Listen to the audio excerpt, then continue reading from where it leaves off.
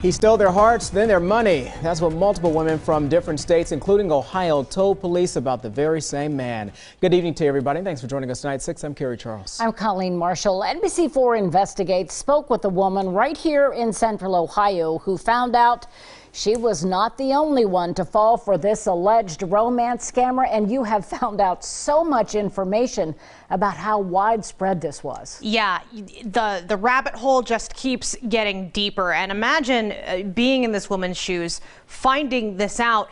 She didn't want to show her face, she didn't want to give us her name, but she did want to tell her story. That's because she says if she could fall for a romance ruse, others could too. And I found out they did. Dating can be tough, but in one case, for this woman from Upper Arlington, it was not. He traveled extensively for work. I travel. We had much in common. We felt like our lives were very similar. Matthew Paulson said he had just relocated to Columbus for a new job, one that paid well, apparently. There were expensive dinners, trips, and then a condo in the short north he said he was about to buy. That was right about the time things were definitely not adding up. A lot of things didn't make sense. I started asking a lot of questions. He was having to come up with stories to cover one story over another story. The relationship ended when she thought they were going on vacation in August. The day that I was flying in, I got some text messages that his had a family emergency with his mother.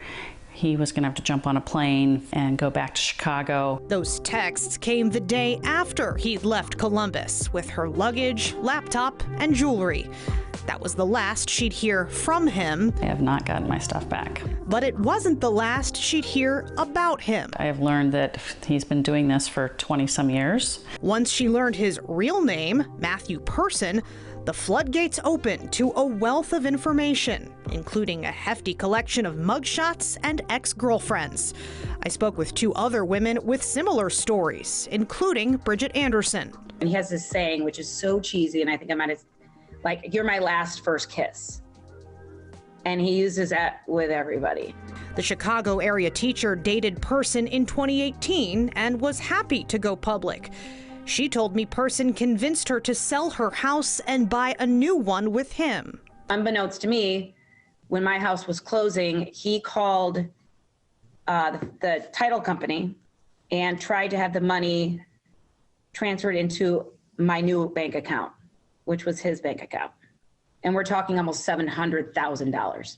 Anderson says that wasn't even the final straw. And it took him being led out of your house in handcuffs for you to be able to walk away. Mm-hmm. And even then, believe it or not, it was hard with all that evidence. And I went through all of his stuff. That's when I found the pawn receipts, the credit cards he had opened up in my name. The dinners, the vacations. Who was footing the bills? I think that there'd be no reason you'd have charges on your car for Bridget or her kids for flights to and from Florida. I have to go back and look, but I don't believe so. Then they should have been taken on my paycheck. These are Bedford Park, Illinois police officers interviewing Person after they arrested him at Anderson's home in 2018. The police report mentions another girlfriend Person was dating at the same time as Anderson and accuses him of racking up personal charges on a company credit card. The total they've given us for what you charged, $83,000. $83,000. That's ridiculous. But that's why we're talking about That's that. absolutely ridiculous. I mean, I thought even just $83,000 with all my, there's no way, I mean. The criminal charges never stuck in Bedford Park, but elsewhere they have. Through public records and local media reports, I confirmed criminal charges or ongoing investigations in Illinois, Ohio, South Carolina, Tennessee, Texas, and most recently, Atlanta, Georgia. That is where he was arrested right after the Upper Arlington woman last heard from him. The police report says Person was caught trying to steal a car from a Jaguar dealership. He's still in jail there, being held without bond. The Atlanta Police Department let the Upper Arlington victim know she's welcome to come to their evidence room to get her suitcase back. Until you start listening to your gut and understanding that, you know, what doesn't feel right you need to know it doesn't feel right for a reason. So once the Atlanta case makes its way through the court system there, person could be extradited to Texas. That's where he's wanted on a bail jumping warrant. Now, there is a felony theft warrant for person's arrest as a result of the Upper Arlington case, but it is not an extraditable charge. Person's attorney would not comment for this story. And Carrie, I also left a message for person's wife. She did not return my voicemail. She lives in Texas. Yikes. It's interesting to see this. There have to be other victims out here. Yes, I have confirmed there is the wife, and he has other family as well.